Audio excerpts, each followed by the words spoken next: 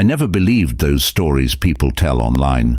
Stories about being watched, about strange noises, about apartments that feel wrong. I always thought those things only happen to people who overthink, people who watch too many horror videos. I was wrong. When I moved into that apartment, it felt normal. Too normal, actually. A small one-bedroom unit in a quiet building. The rent was lower than anything else in the area, which should have been my first warning. But I didn't question it. I needed a place fast. The landlord was polite, smiled a lot, talked fast. He handed me the keys and said, "You're going to love how peaceful it is here." The first week was fine. No problems, no strange sounds, no creepy neighbors, just silence. At night, the kind of silence that feels heavy, like the air itself is listening. It started with sleep. Every night, I woke up around the same time, between 2:30 and 3 a.m. No alarm, no noise. Just my eyes opening suddenly, like my body knew something my mind didn't. I would lie there in the dark, staring at the ceiling, heart beating faster for no reason I could explain. I told myself it was stress, new place, new routine. Then I started noticing the sounds, soft sounds, not footsteps exactly, more like movement, a shift, as if someone was adjusting their weight very carefully. It always came from above me, near the ceiling. I checked the apartment layout. No one lived above me. My unit was on the top floor. One night, I turned on all the lights and stood in the middle of the living room, listening. Nothing. Complete silence. The moment I turned the lights off and lay back down, the sound returned. That's when the feeling started.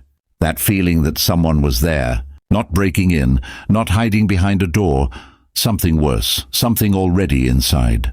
I tried ignoring it. People online always say fear feeds itself. So I stopped checking, stopped listening, stopped reacting. But fear doesn't disappear when you ignore it.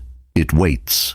About 2 weeks in, I noticed something strange in my bedroom. The smoke detector.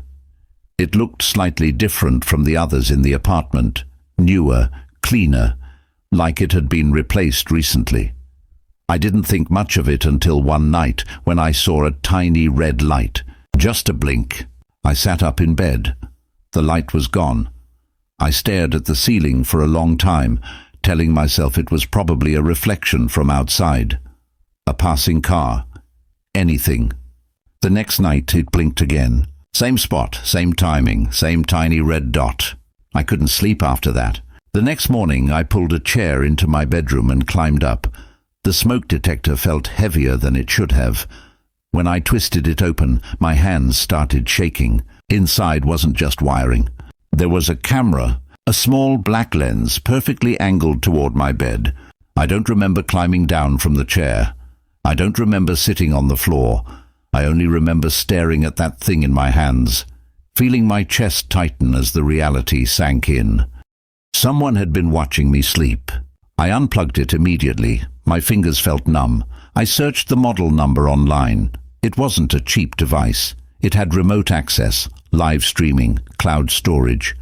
This wasn't old. This wasn't forgotten. It was active.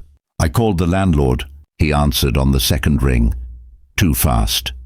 I told him what I found. There was a pause. Just a second.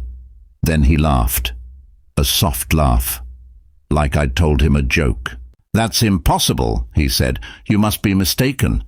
I asked him why a smoke detector would contain a camera. Another pause. Then he asked, "How did you notice it?" That question stayed with me.